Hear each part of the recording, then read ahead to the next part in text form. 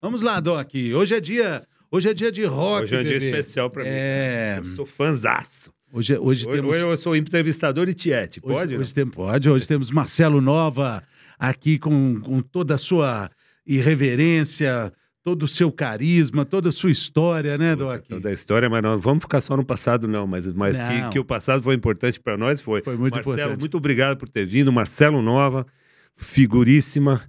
Um prazer receber você aqui, cara. Obrigado, prazer meu. Alegria. Marcelo Nova do Camisa de Vênus. Nosso podcast é para quem tem mais de 50 anos, então é claro que com muita propriedade a gente fala sobre essa nossa geração. E a gente estava conversando aqui antes de gravar e falando sobre nostalgia dos anos 80, né, Doc? Eu acho que se você tem 50 a mais e não curtiu Camisa de Vênus, você fez opções erradas na sua Você adolescência. estava ouvindo música errada. Agora trata de aprender alguma coisa aqui hoje. Mas o Marcelo Porque eu fui em show, tinha 15, 16 anos, eu ia te assistir ali, eu fui no Círculo Militar, não sei se fui no Caiçara Clube também, lá em Santos. Puta, a gente ia viajar atrás. Nós rodávamos por aí.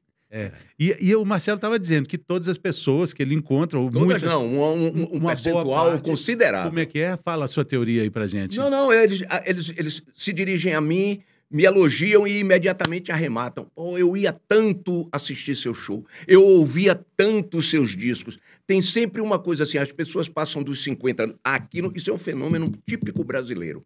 As pessoas passam dos 50, começam a viver com uma obsessão esquisitíssima no passado, ou desejando o passado inconscientemente que ele retorne. Não vai retornar. Eu digo para todos eles, sinto muito, você me achava bom, agora eu estou ótimo.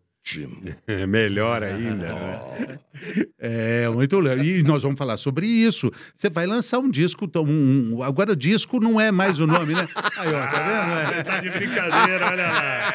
Olha lá. O seu filho, né? Olha lá. Tá aqui, ó. Marcelo Nova, as cartas que eu nunca enviei. Aqui, pessoal. Vamos mostrar direitinho aqui. Olha lá. Dá pra fechar, Bruninho? Tá bonito, hein? Que capa é essa? É uma múmia. É um vendedor de múmias. Olha o desespero dele. Essa é uma foto real de 1800 e alguma coisa.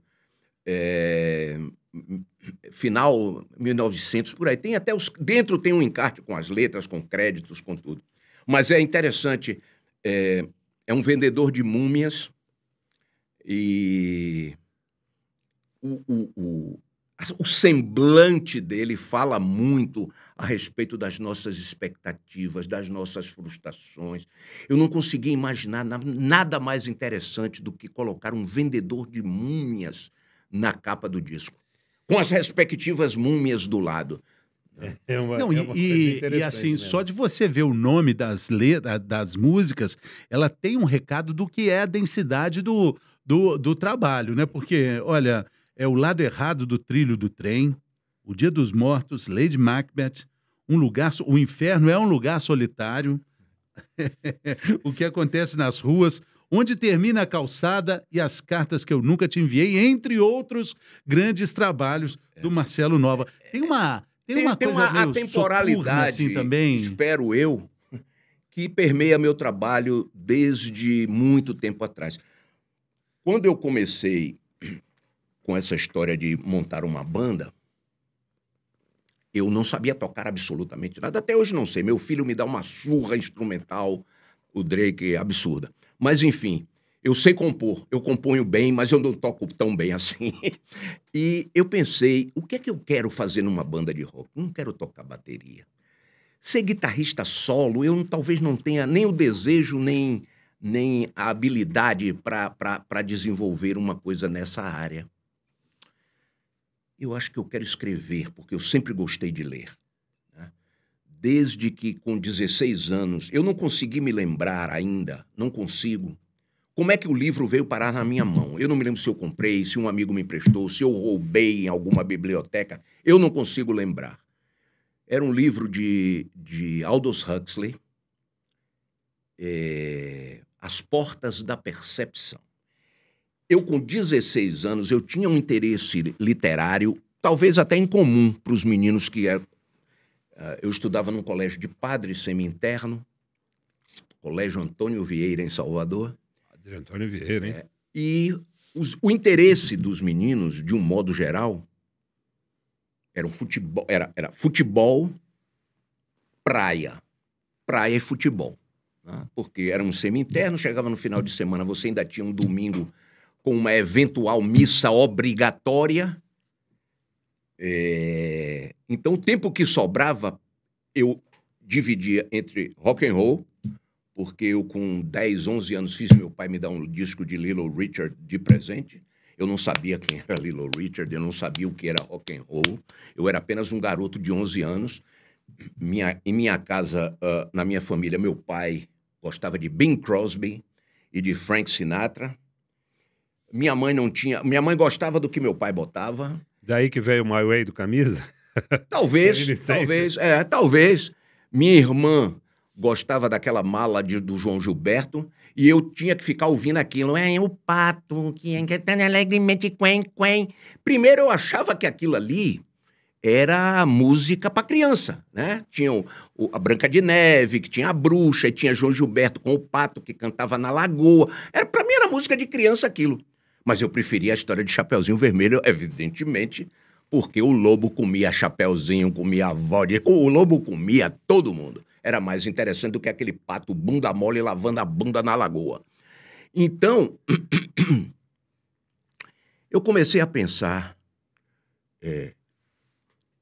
em estender essa experiência sensitiva e audiófila que eu estava desenvolvendo sem saber, de comprar discos e me interessar. Olha, tem um disco dos Beatles, saiu agora o novo dos Stones. Isso eu tinha 12, 13 anos de idade. E depois que eu li As Portas da Percepção, eu comecei a me interessar vivamente por literatura e por cinema. Os anos 60 havia uma incidência e até uma certa proliferação de filmes em sequência, em séries, né? Cineastas como Luiz Buñuel, que veio do nada, né, daquele movimento surrealista do final dos anos 20 e fez coisas extraordinárias como O Anjo Exterminador, como... Você tá com a camisa aí de um outro fera? Ah, sim, Fritz Lang, sim, sem dúvida. E então eu comecei a me interessar por essa área da vida com muita intensidade. Hoje eu vejo isso para um menino de 15, 16 anos. Chegava um ponto onde eu descia... eu sou tão velho que eu sou de uma época em que se jogava bola na rua. A molecada jogava bola no meio da rua. Então, no meio da pelada, que em Salvador é baba, vamos bater um baba, né? No meio do baba, eu dizia, eu vou ali em casa e volto já. Era mentira, eu estava profundamente entediado com o baba. Eu queria voltar para casa para ouvir The Animals com Eric Burdon cantando Don't Let Me Be Misunderstood. Era isso que eu queria. Quando chegou a vez do Camisa, quando eu consegui botar esse desejo que veio da infância, permeou minha adolescência inteira, porque eu só fazia isso, né? Só fazia. Eu era um péssimo aluno, eu não tinha nenhum interesse por ensino formal. E o meu interesse era música, o tempo todo. E eu queria saber o que é que os caras estavam dizendo. Eu não sabia falar inglês, né? Tinha aquela noção de inglês de ginásio. I, we, you. Não muito mais do que isso. E eu queria saber mais. Eu costumava passar minhas férias estudantis na casa da minha tia Daisy, que era uma louca genial, absolutamente genial. Ela era irmã da minha mãe e elas tinham mais 3 irmãos, eram 5 filhos do meu avô e da minha avó. E ela, muito cedo, com 20 e poucos anos, olha isso, eu estou falando dos anos 50. Ela largou Salvador, largou a família, veio sozinha para São Paulo. Uma mulher de uma coragem extraordinária. Aqui chegando, ela conheceu um americano que era casado nos Estados Unidos. E esse cara montou uma empresa aqui em São Paulo chamada Magnebras, uma empresa de condutores térmicos. E você acredita que, evidentemente, ele sendo casado nos Estados Unidos e sendo estrangeiro, ele precisava de alguém que ele confiasse para meio que administrar a tal da Magnebras. Pois a minha tia, sem nenhuma experiência, nenhuma, ela transformou a Magnebras numa potência nos anos 60 aqui em São Paulo. Ela virou a gerente geral da empresa. Ele vinha aqui ocasionalmente. Ela engravidou dele. Eu tive uma prima que era filha deles dois. E essa mulher, ela satisfazia. Eu vinha passar as férias aqui, como disse, né? Férias de meio de ano. E aí ela me levava e dizia, vamos fazer uma farra, Marcelinho. Ora, um menino de 14 anos ouvindo aquilo, vamos fazer uma farra. Era ir no Mapping. E ela me dava um autorama de presente. Uau! Meus pais em Salvador, meu pai era médico e minha mãe era terapeuta ocupacional. E meu pai era um homem desses médicos que já não existem mais. Ele levava o juramento de Hipócrates, não de hipócrita, de Hipócrates a sério. Ele criou um centro de reabilitação para o que na época se chamava criança defeituosa, né? Era o termo normal. Não havia ainda essa coisa do excepcional, depois das mudanças que foram feitas. E ele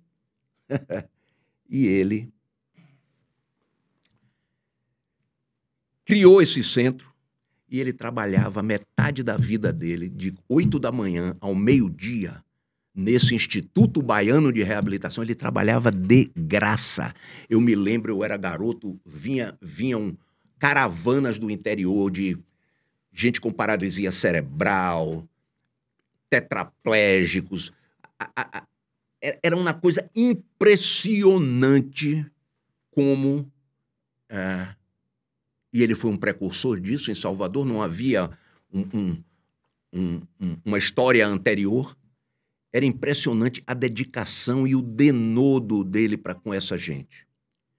À tarde, ele ia para o consultório dele, das 14 às 18, para defender a grana para manter a minha e a minha mãe. Então, nós morávamos num apartamento pequeno de 3 quartos e a minha vida era, né, dentro desse parâmetro socioeconômico.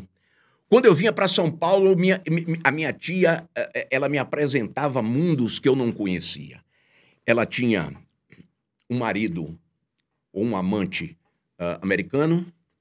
Os amigos, ela tinha um casal de russos que frequentavam. A casa dela era quase que uma open house.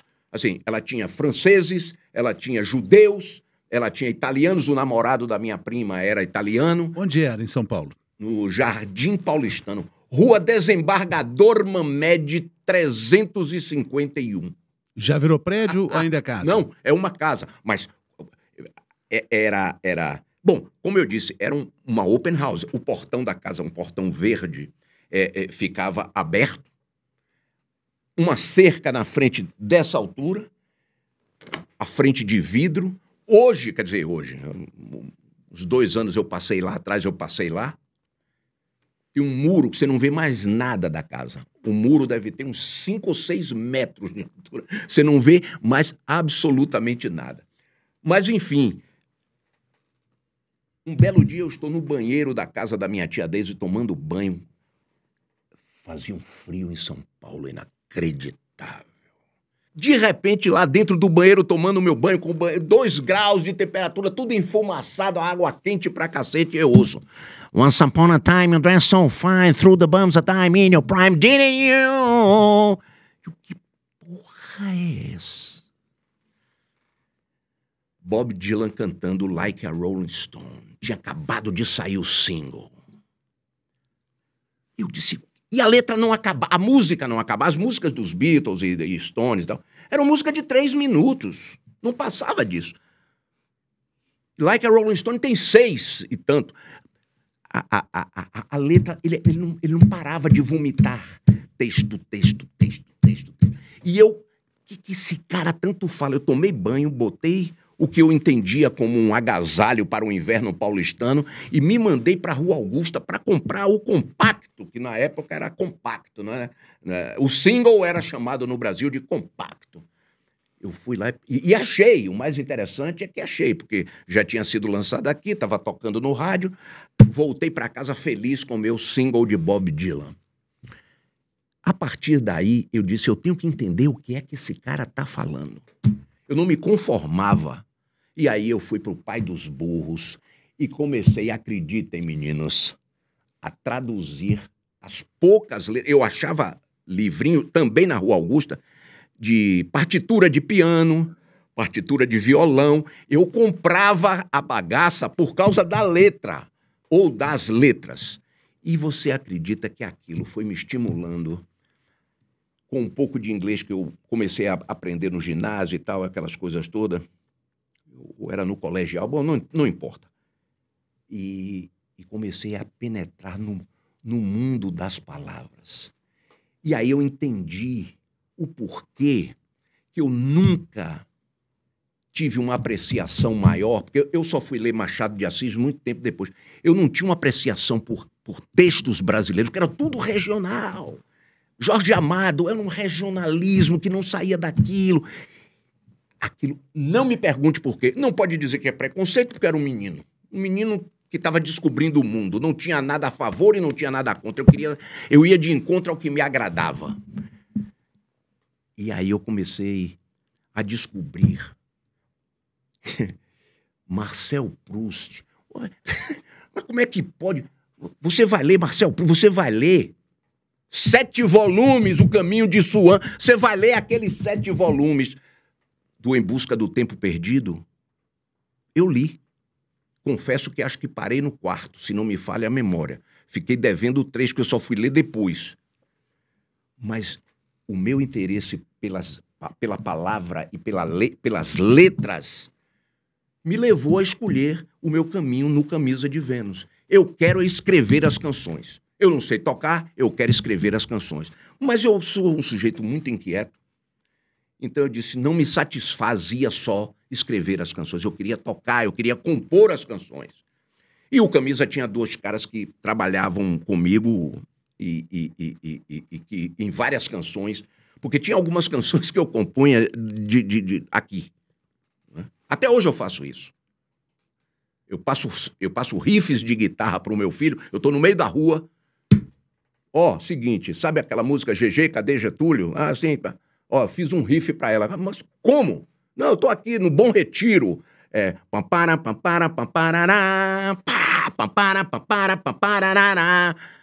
Ok, grava aí, passe para a guitarra, que é seu trabalho.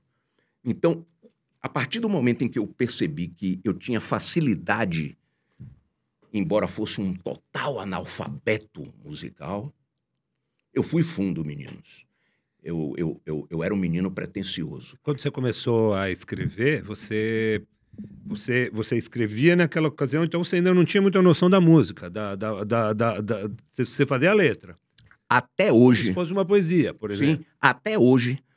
Todas, não há, Fábio, exceção na minha obra, porque hoje eu já tenho mais de 200 músicas compostas. Nenhuma delas eu comecei pela música. Todas eu começo pela letra. Depois que eu concluo o texto, se eu fosse um pintor, a tela seria a minha letra e a moldura seria a minha música, que serve para conduzir o meu texto. E de lá para cá não mudou muito. Evidentemente, você aprende algumas coisas no decorrer de 43 anos de carreira. Você aprende a evitar certas coisas. Por exemplo, uma das premissas de mim para mim em relação ao meu trabalho é um trabalho que seja atemporal. Eu não faço música sobre o Morumbi Shopping, sobre o Fashion, SP Fashion, não faço música sobre as maravilhas da tecnologia, não. O meu trabalho é fundamentado nas mesmas dores e nos mesmos prazeres que o meu avô tinha. Meu trabalho é sobre sangue, ódio, sexo, paixão, tudo que vem desde que o mundo é mundo. Eu não sei falar sobre nada de novo. Tem muita filosofia no teu trabalho. Tem muito pensamento humano no teu trabalho. Eu vejo isso. Como foi, eu posso te dizer que eu enxergo a filosofia, né, Fernando? Mas, além de tudo isso que você carrega, da sua educação, do que você viveu, o que estava acontecendo no mundo naquela época? O movimento punk, por exemplo. O movimento punk foi um pouco depois. Mas foi no final dos anos 70. Mas o mundo estava ali rolando. Quando em ebulição. Quando você se conecta com aquilo tudo, sim, você traz aquilo também, né? Sim, o movimento punk foi quem deflagrou a possibilidade concreta de se montar uma banda, porque eu tinha o desejo de montar uma banda desde adolescente. Mas quando eu pensava, onde é que eu vou arrumar em Salvador um guitarrista tão bom quanto o Jeff Beck? Onde? Não existe. Onde é que eu vou arrumar um baterista como o John Bonham, baterista do Led Zeppelin? Onde eu vou? Não, o sonho era muito acima da realidade, né? Porque você tentar transformar o seu desejo em realidade é muito romântico. Mas achar que a realidade vai se submeter aos caprichos do seu desejo é pura idiotice. Porque não vai. Não vai. A realidade não se submete a nada. Mesmo porque, Marcelo, naquele ambiente ali que você chega nos anos 80, final dos 70, existia um rock muito caretinha, muito bem enquadrado, um rock brasileiro comportadinho, o ska, ali tinha Paralama surgindo, aquela turma de Brasília, aí vem você da Bahia e dá uma temperada naquilo tudo ali, né? Você, inclusive, já disse que nem gosta muito de roqueiro, você prefere os sertanejos que são mais verdadeiros, né? Eu adoro provocar, e no caso provocá-los, porque roqueiro presume que ele é fodão, né, cara? Ele sabe de tudo. Eu gosto do Deep Purple, meu irmão. Entendeu? Saca? Smoke on the Water. Saca? Aí você olha, com 10 minutos de conversa, é a pessoa mais desinteressante que você pode imaginar. A gente foi, aí a gente saiu. Quando a gente chegou, a gente viu que não era o que a gente queria. Aí a gente pensou, pra onde é que a gente ia? Vá pra puta que o pariu. Aprende a falar antes de querer arrotar a verdade, cacete. Antes de ficar querendo arrotar a verdade, aprende a falar. Aprende a se expressar para que as pessoas, se é que você se dirige a elas, na sua música, no seu trabalho, aprenda a usar as palavras. Quando você mergulha na língua inglesa, por exemplo, a língua inglesa é belíssima. Que língua belíssima. Maleável, sonoramente é de uma beleza ímpar. A nossa língua é mais dura, é mais seca e é mais rígida, mas é com ela que eu trabalho. Eu não faço música para inglês ver. É com ela que eu trabalho. Uma boa parcela do público brasileiro não sabe falar inglês. Então eu não posso... Se eu tivesse gravado as minhas canções que me tornaram um artista razoavelmente popular dentro desse segmento, não iria acontecer nada. Se eu tivesse escrito a letra de, digamos... Eu não matei Joana Dark. Eu não matei Joana Dark em inglês, ela não teria o apelo que ela possui. Possuiu e possui ainda hoje. Possui. Então, é um trabalho. É um trabalho. Esse negócio de... Vamos fazer um som? Vai fazer um som na puta que ele pariu. Aqui é trabalho. Isso aqui é um trampo. Então, mas é interessante, porque a forma, o mote, o conteúdo, tinha uma irreverência, tinha uma agressividade, tinha um punch. Punk, né? punk, Punk mesmo. punk. Sim, Mas ao sim. mesmo tempo, você estava falando e a mensagem era muito mais profunda e muito mais carregada, que é justamente isso que dá, Sem talvez, dúvida. o peso para tua obra. Porque a gente tinha musiquinha que a gente gostava, que é só a musiquinha que passa. Quando você faz um old, você ouve e fala, que legal, lembra disso, mas depois já foi. E existem outras que ficam, né? Ou não? Eu vejo assim. O punk teve uma influência grande no meu trabalho, mas não musical. O punk teve uma influência grande no meu trabalho no sentido de vá lá e faça. E foi isso que aconteceu. Quando eu disse para vocês que eu não conseguia imaginar um Jeff Beck na minha guitarra, ou tocando guitarra na minha banda, ou um John Bonham tocando bateria.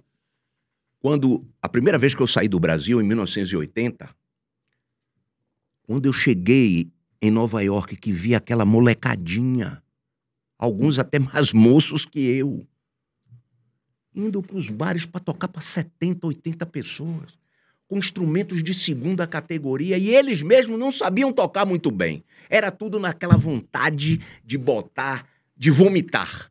De botar pra fuder. Exato, e vomitar. Aí eu pensei, disse, peraí, isso aqui eu também posso fazer. Isso eu sei. Isso eu sei fazer. E foi assim que começou. Os primeiros discos do Camisa são discos que, na época, era o melhor que nós poderíamos fazer. Hoje eu não os ouço, porque é muito distante. Se passaram 40 anos, é muito tempo. Então você diz, porra, peraí, mas você não pode julgar uma obra feita em determinado período de tempo, em determinadas circunstâncias, você não pode visualizá-la com o olhar de hoje. É um equívoco muito grande. Ou ela é atemporal, ou então ela está conectada a alguns elementos. No meu caso, no nosso caso, o início do trabalho do Camisa era uma inexperiência de todos nós da banda. Todos nós. Nós não tínhamos experiência pregressa, sabe? Não éramos aqueles músicos que batalharam na noite, procuraram conquistar um público. Não, eu botei uma banda, eu nomeei uma banda chamada Camisa de Vênus em Salvador, em 1980. A primeira música que nós gravamos era uma música chamada Controle Total, que dizia o seguinte: levante e vá tomar café. Um dos primeiros textos que eu escrevi. Levante e vá tomar café. É hora de trabalhar. Mas se quiser ligar o rádio, tem música feita para lhe sedar. Aqui em Salvador, a cidade do axé, a cidade do horror. Mas, se quiser tentar, tem fitinhas do Bonfim, Acarajé e Abará. Então, desde o começo era... Porrada. Desde o começo. O que muda de lá para cá? Muda a experiência. Muda o saber direcionar o que antes era um vômito. Agora você diz, não, basta dar uma escarrada e tá resolvido. Não precisa... Não precisa. Então você vai, de alguma maneira, polindo o seu trabalho. É isso que eu sinto a respeito do... Hoje eu faço um polimento no meu trabalho, intencionalmente falando, muito maior do que eu fazia anteriormente. Anteriormente, como eu disse, era o vômito, pô. Era botar pra fora. Isso é maturidade, né? Sim, exato. E essa maturidade que dá, por exemplo, a percepção de você olhar um dos seus ídolos, por exemplo, Genival Lacerda.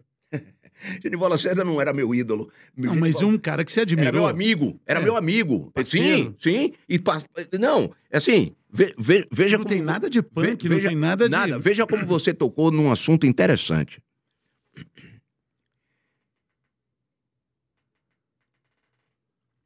A minha obra, quando eu passo para o papel, como eu disse anteriormente, eu não criei nada. Eu fui amalgamando minhas influências. No meu trabalho, tem Genival Lacerda, tem a ironia, o sarcasmo, tem Johnny Rotten do Sex Pistols, tem Bob Dylan, tem Jardim Macalé, tem Adelino Moreira, que é um dos meus compositores favoritos. Tem Leonard Cohen. Ou seja, o meu trabalho, se eu tenho algum mérito nisso, é o de ter conseguido colocar a minha impressão digital em cima dele. Eu abro a boca, as pessoas sabem que sou eu. A minha marca é indelével. Se é boa, se é ruim, é uma outra discussão. Mas eu consegui, com uma dúzia de referências que eu tive. Você vê, ídolo, eu tive um ídolo chamado Ian Hunter. Ele é vocalista, era vocalista, ele tem uma carreira solo e ele era vocalista de uma banda inglesa chamada Mott the Hoople. E por que ele era meu ídolo? Porque ídolo é quando você está numa faixa etária que você precisa de referências na sua vida. Isso é que faz você idolatrar alguém. Né? Porra, você não vai ter um ídolo aos 30 anos, 40 anos de idade, isso é débil mental. Né? Mas aos 15 anos, uau, 16, porra, como é que é? Aí eu vi a capa de um disco deles chamado Mott, onde esse cara, Ian Hunter, que é o compositor, cantor, compositor, é o cara que bola as coisas da banda, ele estava na foto, na frente da capa, de casaco de couro, um cabelo todo anelado. O meu cabelo é liso, meu cabelo é totalmente fininho, liso. Ele tinha um cabelo todo encaracolado e ele usava uns óculos escuros extraordinários. Eu olhava para a capa, eu não vi uma banda, eu vi uma gangue. Dizia, porra, eu quero fazer parte dessa gangue. Eu não consegui ter os cabelos anelados de Ian Hunter, mas os óculos escuros eu roubei dele e até hoje não me desfaço. Isso é ídolo. Isso é ídolo. Ele muda a tua maneira de se vestir, tua maneira de se comportar, a maneira com que você vê as coisas, até que você chegue numa idade em que isso vai desaparecendo lentamente e vai dando lugar a quem você é, ao que você quer e ao que você deseja. E aí, no meu caso, eu tive que transformar o meu desejo em realidade. Escrever, para mim, sempre foi algo sério, Fábio. Eu levo essa zorra, eu levo isso a sério, sabe? A sério. Eu trabalho a noite inteira, às vezes, até o sol nascer. Escrevendo. Mas a verdade, isso está numa música... Você escreve com papel? Sim, papel e caneta. Papel e caneta. Nada de... Não imagina se eu vou ficar na frente de um computador batendo tecla. Isso é total ausência de inspiração. Eu olho a pena da minha caneta Parker, aí eu imagino que William Shakespeare escreveu numa caneta que não era Parker. Mas quando ele escreveu com sangue, né? Não existe nada melhor. Quando você vê... Quando você entende esse processo de amadurecimento de texto, é fabuloso. Ponto. Aí falei em seu Guilherme Shakespeare, né? Que a tradução de William no Brasil é Guilherme. Seu Guilherme era demais, né, cara? É demais. Aí, conversando com as pessoas, Shakespeare é muito legal. Muito legal na casa da tua mãe. Shakespeare é um horror. Shakespeare é sangue, é traição, é adultério, é assassinato. Shakespeare é um horror. Você tá falando como se fosse muito legal, como se fosse um sorvete de shopping center, cacete. Vá ler Shakespeare que você nunca leu. E aí você vê um homem que escreveu o que escreveu em 400 e tantos anos atrás. Life is a walking shadow. An actor who frets upon the stage and disappears. Life, it's a tale told by an idiot, full of sound and fury, signifying nothing. A vida é sombra passageira. Um ator que se pavoneia, sobe ao palco e desempenha o seu ato para nunca mais ser visto. A vida é uma piada contada por um idiota, cheia de sons e de fúria e sem nenhum significado.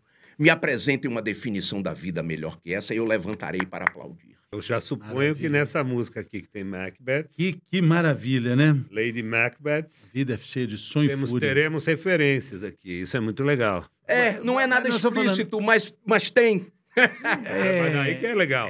Aí que é legal. Exatamente. É como eu digo, de vez em quando eu tomo emprestado, sabe? Eu pego uma frase de Shakespeare, por exemplo, já que falei, eu tomo emprestado, mas de uma outra maneira, com outro significado, indo por um outro caminho. É assim que as coisas acontecem. Marcelo, agora, falando de referências, né? Falando de Genival Lacerda, a gente não pode deixar de falar de Raul Seixas, né? Que você ouvia Raulzito também e os Panteras, ainda em Salvador? Raulzito e os Panteras foi a primeira banda que eu vi na minha frente. Eu tinha meus discos, como disse, de Rolling Stones. Porque, na verdade, Beatles. você só foi conhecer o Raul muito tempo depois, Sim, né? sim. Pessoalmente, que eu falo, Sim, né? sim. Eu ia para os shows de Raulzito e os Panteras. Eles tinham 20, 21. Eu tinha 14. Eles já comiam as meninas, eu não comia ninguém. E eu dizia, mas um dia eu vou. Ah, um dia eu vou. Eles entravam, depois do show, eles entravam numa Kombi, que era a van da época, né? Uma Kombi? Era uma Kombi. E era uma época deliciosa, porque era a época da mini saia, cara. Puta que pariu. Vocês são adolescentes ainda. Vocês não sabem o tesão que era, aos 15 anos de idade, você um punheteiro de marca maior, porque as coisas não aconteciam com a facilidade que acontece hoje. Aí eu fiquei. E aí, como é que foi? Eu fiquei com fulaninha e tal. Ficou? Porra, que coisa interessante. Os shows de Raulzito, eu me lembro especificamente de um show que eu vi na FIT, que, se não me engano, era Feira de Indústria e Tecnologia. Então, antes do show, era uma feira mesmo, né? Então tinha aquelas coxas deliciosas, aquelas pernas cruzadas, cara. E você com 14 aninhos, com o amiguinho do primeiro andar dizendo, lembre de mim, pelo amor de Deus. E você passava e olhava para aquelas pernas e você ficava inebriado com a mudança que estava havendo. Se estava havendo essa mudança em Salvador, você imagine no resto do mundo, né? E aí, quando acabava a feira, entrava no palco Raulzito e os Panteras. Rapaz, quando eu vi Raulzito, Eládio na guitarra, Mariano no contrabaixo e Carleba na bateria, tocando. Assim, vocês aí, eles aí onde vocês estão e eu aqui. A distância era essa. Eu não acreditava, cara. Eu dizia, porra, o que é isso, cara? Sabe? Era um menino possuído por música, sem nunca ter tido uma tradição musical na família, não ter sido incentivado por absolutamente ninguém. O meu caminho torto,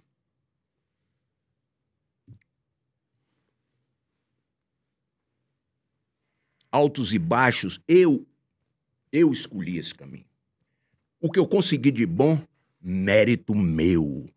O que pintou de ruim, culpa minha. Não tenho esse álibi, classe média, no pior sentido da palavra, de responsabilizar. Não, a culpa é de Fábio. Não, é de Fernando. Foram eles que me disseram para eu fazer isso. Isso é a coisa mais comum. Eu nunca comunguei. Aliás, eu nunca comunguei coisíssima nenhuma, mas... O Raulzito enchia de mulher de minissaia a Kombi dele? Rapaz... Eu tô curioso. Rapaz, claro que enchia. Não, o que era mais interessante, nós estamos falando de mulheres, mas já estamos falando, na verdade, de garotas de 20 anos. De 19 anos, porque eles tinham 21. Para mim, que tinha 14, eram mulherões, eram coroas. Você tá entendendo? Mas você muda a perspectiva. Ele nem sabia que você estava lá, né? Não, eu era um no meio da multidão. Ali.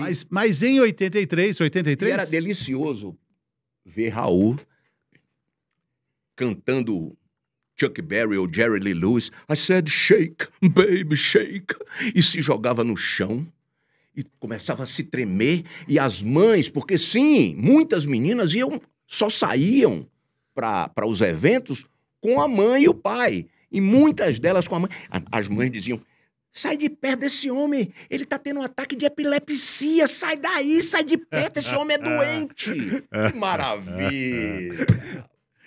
Mas aí, em 83, foi 83, no Circo Voador, que o que ele vai ver, aí troca, aí ele vai pra plateia. Não, é muito interessante isso, cara. Ali, naquele momento ali, 83, você tinha uma cena incipiente de rock brasileiro, né, do qual Camisa estava no meio do bolo.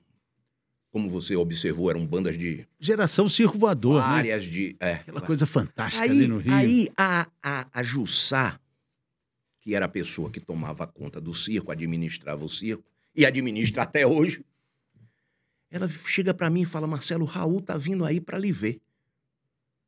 Como assim?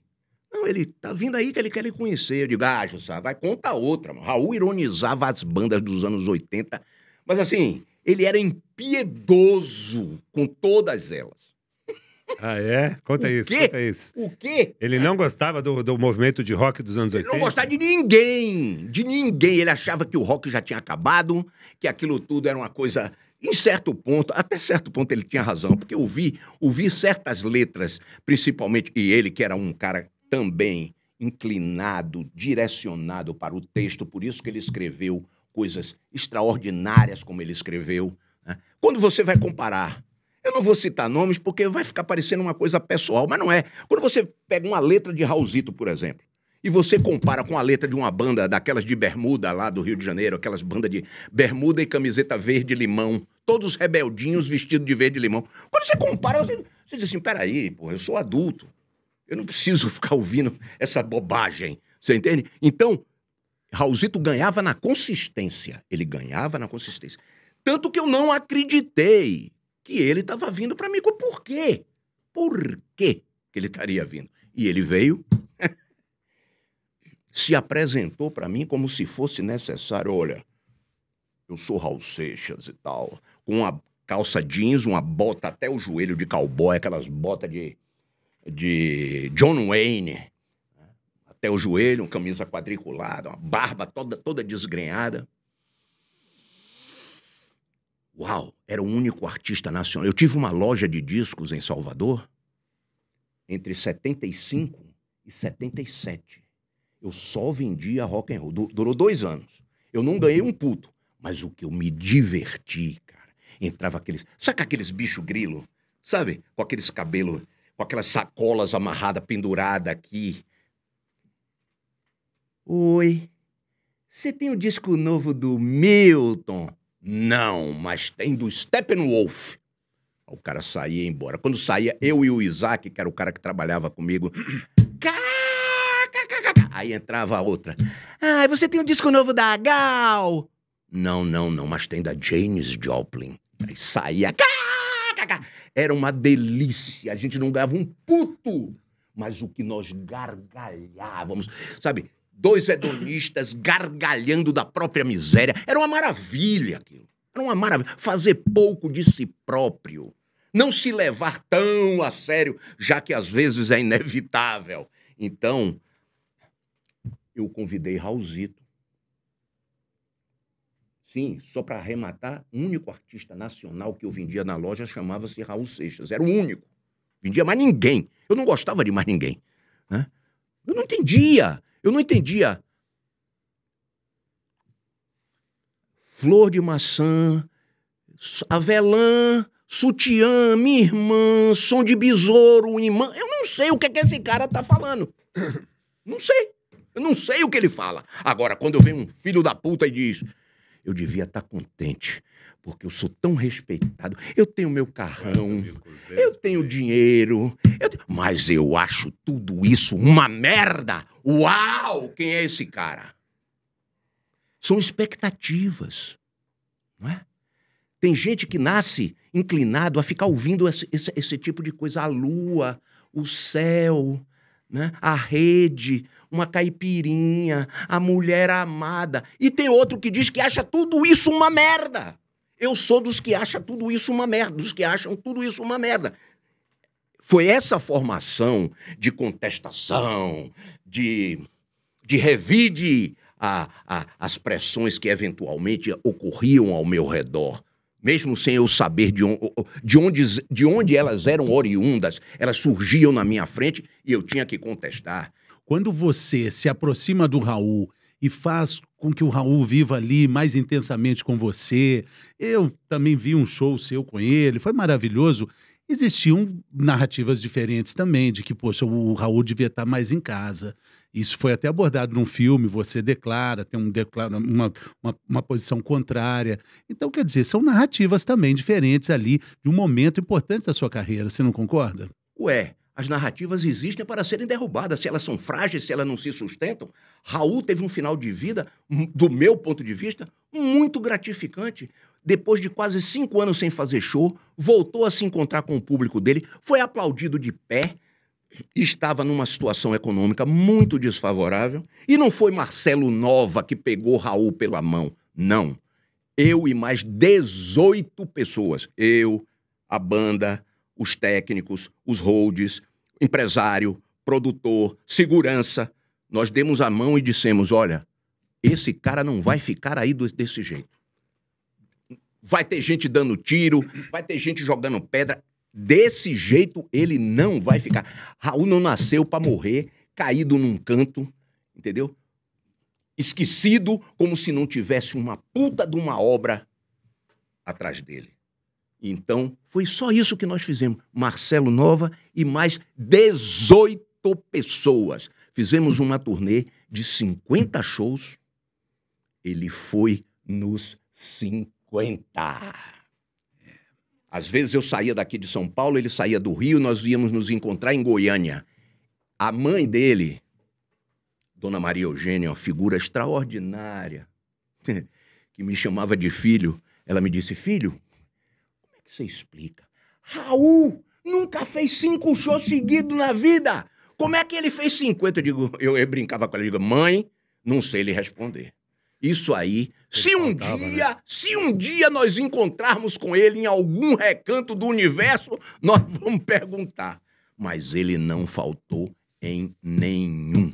Então, eu nunca me esquivo, Fernando, do combate. E você deixa isso claro quando você é contestado no documentário, né? O princípio, o início, o fim e o meio. E mostra ali aquele endereço clássico de São Paulo. Mas você veja bem. Só queria falar desse endereço na rua Frei Caneca, número 1100, se não me engano, edifício Aliança, ali na esquina com a Matias Aires, onde Raul morreu. Uhum. E, aliás, ele morreu 2 dias depois do lançamento do disco, né, que vocês fizeram. Morreu no dia seguinte, no dia do lançamento. No dia do lançamento. Foi uma segunda-feira. No dia do lançamento do disco. Tem algumas músicas suas que eu ouvi na minha adolescência, gostei muito e eu ainda ouço, mas que hoje elas caem meio pesado, né? Tem alguma música que você... Eu acho estranho a ideia de mudar a obra que foi feita, é uma merda. Eu não gosto disso. Eu não entendi. Tem algumas o quê? Músicas? Sim. Por exemplo, sei lá, Silvia. Sim. Você mudaria a música ou você não tocaria a música? Silvia. Ou você acha que a música é datada, é daquela época, quem quiser ouvir que ouça e goste, quem não quiser que se foda. Não. Entenda o que eu tô querendo dizer. Quando alguém pega e fala assim, é tal obra do Monteiro Lobato, tinha que mudar. Fala, não dá pra mudar uma coisa que já foi. Mas no caso, você tá vivo aqui na minha frente, que você pode eventualmente falar assim, não faria isso desse jeito. Por exemplo, não é? Sim, pois muito bem. Durante muitos anos, eu parei de tocar Silvia, não por pressão, não porque é homofóbica, é isso, não, porque é chata. Ô Silvia, piranha! Ô Silvia, piranha! Musiquinha chata do cacete. Porém, com o advento da tal da pandemia, o mundo encaretou de uma maneira absurda, né? Absurda. Aí eu disse, opa, é hora de tirar a Silvia da gaveta. E agora todo show, não só canto, como ponho as mulheres da plateia. Aliás, nós tocamos no Teatro Bradesco há... Uma semana. Uma semana atrás. E é uma maravilha. Só as meninas! E vira o microfone. Todo homem que sabe o que quer, pega o pau. Elas cantam, elas pedem. Brincadeira com o Roberto Carlos, né? Claro, essa narrativa de homofobia, isso é Olha, eu vou lhe Eu dizer. me lembro quando você falou assim, Camisa de Vênus é a única banda heterossexual do planeta. Eu lembro. Com sotaque carregado. Olha, veja bem. No último disco do Camisa, o mais recente, talvez seja o último, não se pode prever, o disco chama-se Agulha no Palheiro. E a música que encerra o disco chama-se O Anarquista Conservador, que sou eu. Eu sou um paradoxo. Eu adoro jantares em louças portuguesas, aqueles talheres de prata consistentes. Adoro aquilo. Aquela formalidade toda ali. Adoro. Saber qual é o talher certo, se é de peixe, se é de carne. Adoro aquela frescurada toda. Porém, em determinado momento, aquilo começa a me enfastiar e me entediar ao ponto de eu dizer, acho que vou liberar uns gases aqui. Entende? É assim que eu sou. E essa canção que fecha o disco, ela abre com... o segundo verso dela diz o seguinte: essa frescura de novo normal, que você chama diversidade, será por ignorância ou simplesmente ingenuidade? Tudo que sempre existiu continua como sempre foi. Olhe as tetas da vaca e veja o membro do boi. É isso. Tudo continua como sempre foi, porra. Aí aparecem, ai meu Deus, a grama. No show do Teatro Bradesco, eu fiz uma brincadeira e a plateia veio abaixo de gargalhada. O Drake, o meu filho, que é o guitarrista da banda, ele comprou uma guitarra linda, cara, uma Gretsch. Igualzinha, ou muito parecida, com a que Gene Vincent tocava lá em 1957. Só que a dele é branca, com todos os detalhes, a ponte, as tarraxas, tudo em dourado. A guitarra é linda, é chiquérrima, é maravilhosa. E tem uma sonoridade fodida. Então, em determinado momento do show, eu olhei para a guitarra dele. Disse, porra, que guitarra bonita. Não tinha pensado nisso. Fui lá e disse, olha, é o seguinte, eu tô com um problema com a guitarra do Drake. E nem ele me olhou. Tô com um problema com a guitarra. Olha que guitarra linda, ela é branca e loira.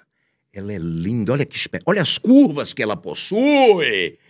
E agora ela cismou que ela não é guitarra, que ela é uma mulher. E eu fico dizendo pra ela, menina, você não é uma mulher, você é uma guitarra. Você não menstrua, você não amamenta, você não dá à luz. Você é uma guitarra. Ah, Marcelo, mas eu me sinto uma mulher até a pontinha da minha tarraxa. Rapaz, a plateia caiu na gargalhada, porque todo mundo sabe do que é que eu tô falando. E não tem hipocrisia. Cada um é o que é. Agora, tentar convencer você, eu, você, a nós, de que nós temos que abaixar a cabeça para ditames que outros criaram? Não. Não comigo. Como dizia Timothy Leary, not with me, son. Eu já nasci com meu filme queimado, meninos. Eu não tenho problema de queimação de filme. Eu tô cagando se o filme tá queimado ou não tá. Eu sou quem eu sou. Quem gosta de mim, me adora. O cara se joga na minha frente para eu não tomar um tiro. Quem não gosta de mim, mete o carro para me atropelar. Eu não tenho que ficar em cima do muro, fazendo gracinha pra um, gracinha pra outro. Instagram, Facebook, like, caguei pra like, não dou a mínima. Não posso perder meu tempo me preocupando com a vida alheia. É simples. Marcelo. A vida alheia não me interessa. Marcelo, o Raul viveria esse mundo, ele veria esse mundo dessa forma também? O que ele... Não sei, é difícil falar isso. Me colocar no lugar dele mas você, não é tarefa para mim. Você teve com ele, assim, momentos tão legais, né? Principalmente no final da existência dele, a forma como ele viu o mundo, sempre tão crítico, ele também completamente... Ele é da pegadão, né? Ele é totalmente. Pegadão. E tem um detalhe, que as pessoas se ligam muito no mito Raul, né? Depois que ele morreu, então, aí, depois, todos amam um homem morto, não é verdade? Fácil, né? Um homem morto não contesta, um homem morto não esmurra, um homem morto não xinga, um homem morto não reclama. Todos amam um homem morto. Então, isso aí encobre uma característica de Raulzito que era sensacional. Ele era um homem, como disse você, ele era um homem desapegado.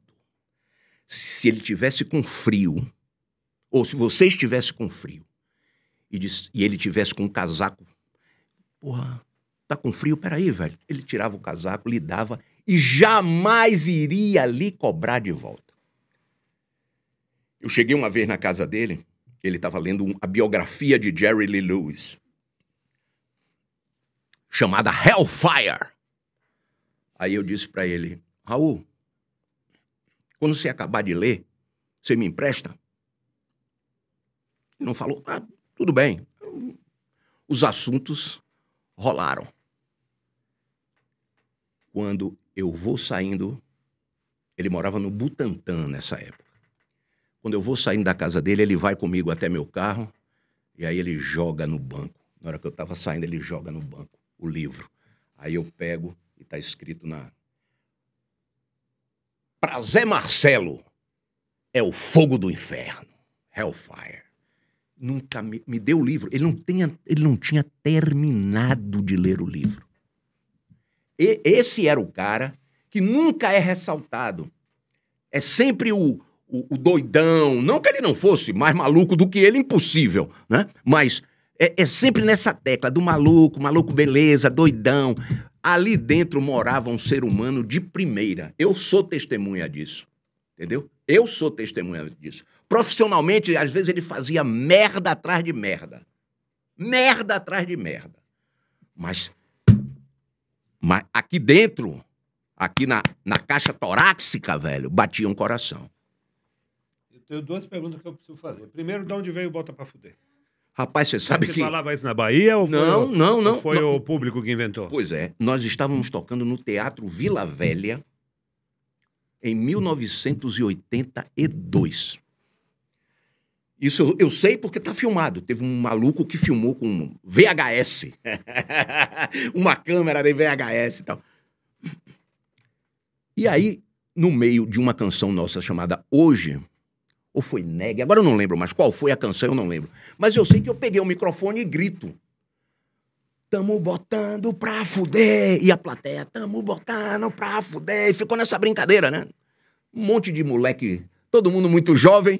Tamo botando pra fuder, tamo botando pra fuder. Ok, seguiu o show. Em determinada música, sei lá, 6 ou 7 ou 8 músicas depois, quando entrou uma base de guitarra, um trem, né? Veio de lá. 3 ou 4 caras. Bota pra fuder. E 4 viraram 14, 14 viraram 40, 40 viraram 400. Bota pra fuder. Porra, legal, bacana. Achei um grito representativo do espírito do Camisa. Agora, nós saímos de Salvador, vamos tocar no Rio de Janeiro, no tal do Circo Voador. Rapaz, primeira vez no Circo Voador. Nós entramos no palco, bota pra fuder. Nós nos entreolhamos, disse, como é que essa gente... Não tinha Instagram, não tinha nada disso, celular, não tinha... Você botou em letra mais pra frente, mas bota pra fuder. Nem celular tinha nessa época, coletivo. cara. Hein? Inconsciente coletivo. Não, inacreditável. Ele já coloca, bota pra fuder dentro do My Way. Não, é inacreditável. Como se espalhou pelo Brasil, não sei. E agora é interessante, né? Porque 43 anos depois... Nós subimos no Teatro Bradesco a semana passada com o teatro inteiro gritando bota pra fuder. Quer dizer... Legal pra caramba. É interessante. Outra pergunta, só mais uma. Eu sempre... Não sei se faz sentido o artista explicar a sua obra, mas Joana Dark é maconha? Não, Quando nunca você vai foi. queimar ela no parque? Não é uma... Eu nunca tive nada com Joana Dark, só nos encontramos para passear no parque. Não deixa de ser uma... Olha, muita gente... Que era, eu achava que não era. Não, eu tenho muita um amigo gente... que jura que é. E aí eu falei, eu vou perguntar para ele. Muita gente me pergunta, por que você escreveu Joana d'Arc e tal? Mas ninguém tinha feito essa observação. Diga para o seu amigo que eu aprecio todo o cara original. Independente de eu concordar ou não. Mas tem uma originalidade. E, na verdade, a história é muito mais banal do que qualquer aliança ou intimidade com droga. Minha filha, mais velha, era uma garota. Ela pediu, pai, eu tenho um trabalho para fazer na escola sobre Joana d'Arc. Ok. Se me ajuda, ajudo. Aí fui ler a história de Joana d'Arc, eu sabia nada, ou muito pouco. Depois que fizemos o trabalho e tal, ficou na minha cabeça a ideia de uma mulher que estava comigo no parque do Ibirapuera e, repentinamente, ela foi assassinada, foi cremada e a culpa espirrou para mim. Eu disse, rapaz, eu nunca tive nada com Joana d'Arc. Nós só nos encontramos. Para passear no parque. O curioso é que foi exatamente essa canção. Porque ela, apesar de ser, chamemos, bobinha, ela é bem construída, ela não é babaca. Ela é, apesar dessa coisa do... Mas tem analogias ali, tentando transformá-la em heroína. Tanto poderia ser a heroína, né? E como poderia ser a heroína da história de desembanhar a espada. Então tem coisas em Joana d'Arc que eu gosto dela até hoje. E também pelo seguinte, foi a música que me tornou o Camisa, primeiro o Camisa, né? Porque naquela época eu não tinha uma carreira solo. Foi a música que tornou o Camisa conhecido no Brasil inteiro, né? Inteiro. Cara, bom, que conversa. Pediu uma cerveja? Isso. Muito obrigado, Marcelo. Obrigado a vocês. Uma honra, um prazer, cara. Foi divertido. Foi maravilhoso. Conversamos muito. E foi totalmente livre daquele esquema das mesmas coisas sempre. Que bom que não foram as mesmas coisas, cara. A ideia é essa. É isso.